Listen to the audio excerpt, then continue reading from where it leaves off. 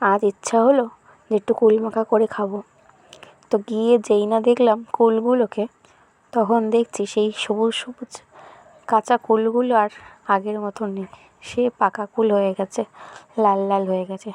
কিন্তু ওই যে ইচ্ছাটা হয়েছে আজকে যেহেতু, সেই কারণে এই পাকা কুলগুলোই মাখতে শুরু করে দিলাম।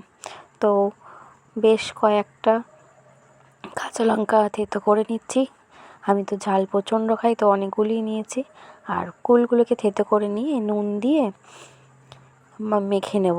এখানে না আমি চিনি দিইনি, চিনিটা দিলে ভালো লাগতো, ভুলেই গেছিলাম খাওয়ার চক্করে। ভাবছিলাম কখন মাখা করবো আর খাবো। তোমার দিদা শাশুড়ি প্রথমেই বললো নুনটা কম হয়েছে। তারপরে বললাম যে এখানে ভালো করে বলো যে আমার ভালো হয়েছে ভালো হয়েছে। তাই আবার পরে বলছে খুব ভালো হয়েছে। কিন্তু কাঁচা কুলটা মাখা করলে ওটা একটু বেশিই ভালো হতো।